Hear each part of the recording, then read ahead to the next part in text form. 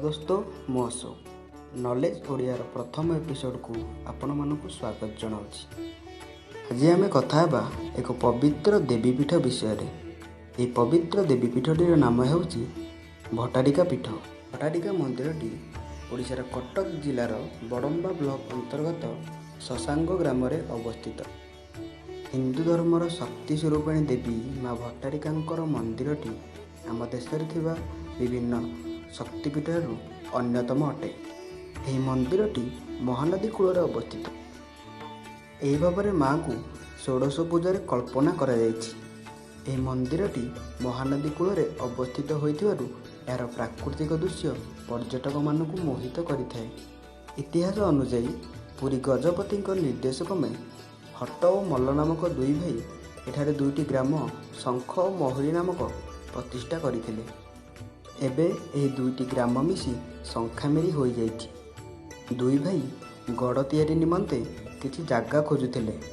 गोटे शबरंक दखल थिबा गोटे जगार अद्भुत आलोकित घटना से दुई भाई जानी पारले जे यह एक वीरमाटी। गड़ निर्माण पई यह एक उपयुक्त स्थान अटे। किंतु शबर निज जागा छाड़िबाकू अराजी होइथिला। बाध्य होई दुई भाई शबर सहित युद्ध कले और शबर को युद्ध रे हराई देले। शबरर मृत्यु पर शबरी मध्य युद्ध कले। शबरी मध्य हारीगले।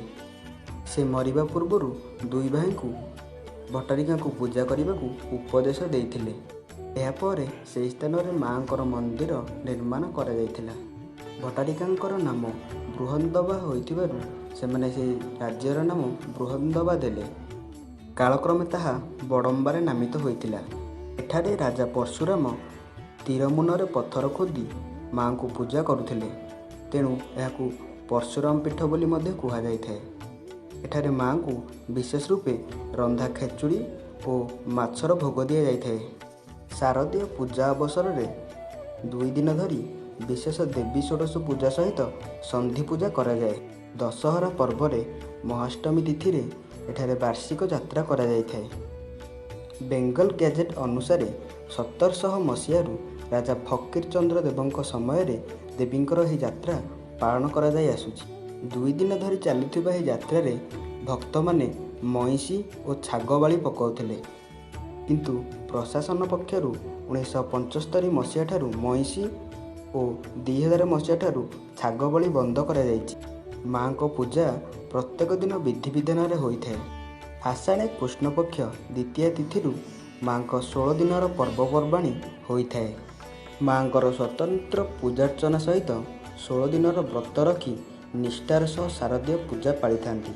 सेहीपरि परंपरा अनुजाई त्रिपुरा सुंदरी माँ भट्टारिकांकर स्वतंत्र सुनावेश होइथाए। एही सुनावेश वर्षर अन्य कौनसी दिन में देखा मिल न थाए। प्रतिवर्ष दशहरा समय एठी प्रबल भिड़ होइथाए। ओडिशार पुरपल्लीरू हजार हजार लोक आसी यात्रा सामिल होइथांती। जदि वीडियोटी पसंद आसी लाइक कमेंट शेयर कर दिंतु। जदि पसंद न आसी डिसलाइक कर दिंतु। कमेंट बॉक्स में लिखନ୍ତୁ काहेकि पसंद आसलानी। धन्यवाद।